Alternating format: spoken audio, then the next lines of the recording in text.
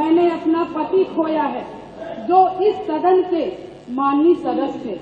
ये बात किसी से छिपी नहीं है। पूरा सदन जानता है कि उनकी हत्या कैसे हुई थी और किन लोगों ने की थी। मैं धन्यवाद देना चाहती हूँ माननीय मुख्यमंत्री जी को, जिन्होंने मेरे छुपे हुए उन आंसुओं को देखने का काम किया जो वर्षों में किसी ने देखने का काम नहीं किया।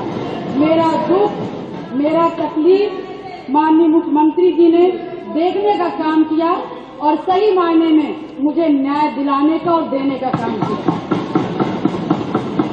माननीय अधिष्ठाता महोदय जी, मुझ जैसे पता नहीं कितने प्रयागराज में पीड़ित परिवार को माननीय मुख्यमंत्री जी ने ऐसे अपराधियों को दंड दे करके उनको न्याय दिलाने का काम किया है। और कल शायद मेरी प्रयागराज की जनता मुझे सुनेगी तो वो लोग भी माननीय मुख्यमंत्री जी को धन्यवाद देने का काम करेंगे पुनः दोबारा।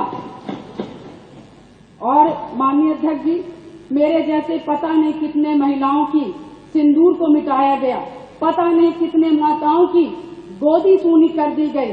मैं धन्यवाद देना चाहती हूँ ऐसे मुख्यमंत्री जी का, जिन्होंने जीरो टॉलरेंस ला करके पॉलिसी को ला करके अपना करके अपराध और माफिया अतीक अहमद जैसे अपराधियों को मट्टी में मिलाने का काम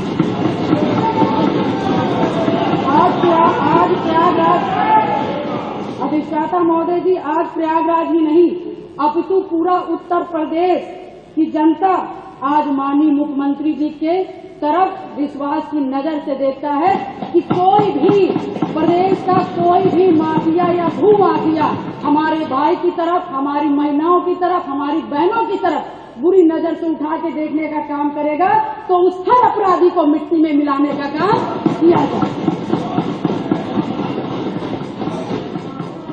और माननीय अधिष्ठाता महोदय जी, मैं ये कहना चाहूंगी कि कोई जिसकी सबसे बड़ी बात, क्योंकि जो करके दिखा दे उसी पर विश्वास किया जाता है। मैं भी 3 बार इस सदन की विधायक रही हूँ, बहुत छोटी उम्र से रही हूँ। सबके विश्वास और सबकी आस से मैं यहाँ पर आई हूँ। उसी आशा और विश्वास को जब भी मुझे किसी ने दिलाया है तो मैं उसके साथ खड़ी रही हूँ। मैं कहना चाहूंगी कि इसकी सबसे बड़ी नजीर प्रयागराज में आपने हत्याकांड में देखा होगा, जिस तरह से जिसमें मेरे पति की हत्या हुई थी और जिस घटना को पूरा प्रदेश जानता है। मैं माननीय मुख्यमंत्री जी के आने के बाद मुझे न्याय मिला। मेरे पति के हत्यारे अतीक अहमद को माननीय मुख्यमंत्री जी ने मिट्टी में मिलाने का काम किया।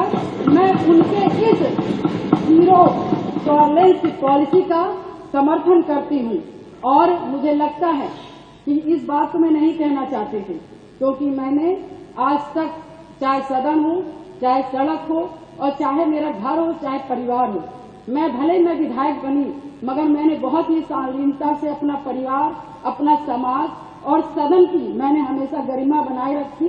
मैंने कभी भी किसी का अपमान नहीं किया। मगर मैं विधायक से पहले मैं 9 दिन की ब्याहता थी। मेरी माँ तो 9 दिन की शादी हुई थी और मैं उस ससुराल में मैं विधायक बनने नहीं गई थी। मैं सिर्फ उस घर का रोटी बनाने के लिए गई थी, अपना परिवार बसाने गई थी। मैं विधायक नहीं बनने गई थी।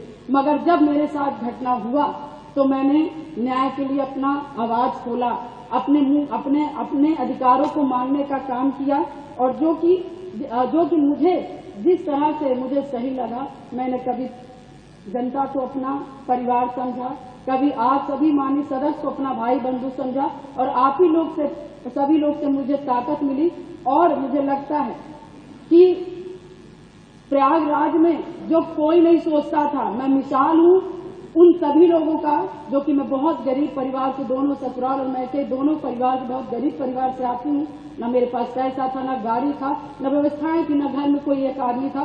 मगर धन्य शहर पश्चिमी की जनता ने, जिस पे मुझे विश्वास करके मुझे चुनाव लड़ने का काम किया और अपने पैसे से चुनाव लड़ने का काम किया और उन्होंने लड़वाने का काम उसी आस्था विश्वास के साथ सन 2005 से मैं कमर कस के मैंने शायद अपनी नहीं थी, अपने पति की, मुझे तो पता ही नहीं था कि कौन क्या है, मगर मैंने जब जाना कि इससे कोई लड़ने के लिए तैयार नहीं है अतीक ऐसे माफियाओं से, तो मैंने लड़ने की ठानी, क्योंकि मुझे बस एक चीज लगा कि आज मैं डर जाऊंगी जिससे पति की सारे आम हत्या कर दी गई और उसकी डेड बॉडी नहीं दी गई।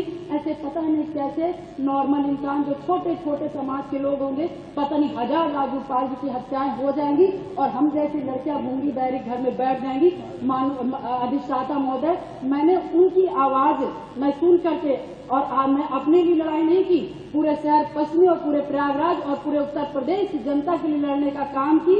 और शायद मेरे आराध्य शिव जी को तरस आया होगा जिन्होंने की सरकार बनाई और हमारे जो सबको बोलना है जी को मानने वाले हैं, भगवान जी हनुमान जी को मानने वाले हैं, ऐसे मुखिया उत्तर प्रदेश के सरकार के मुख्यमंत्री बने। और शायद मेरी दम घुट रही थी और शायद मुझे दिक्कत हो रही थी और शायद मैं लड़ते लड़ते कहीं न कहीं अंदर से टूट रही थी, शरीर कमजोर हो रही थी, परेशान हो रही थी। ईश्वर को भी तरस आया और महाराज जी को भी तरस आया और मुझ जैसी महिला को न्याय दिलाने का काम किया। उत्तर प्रदेश की जनता को मुझ जैसी महिलाओं को न्याय दिलाने का काम किया।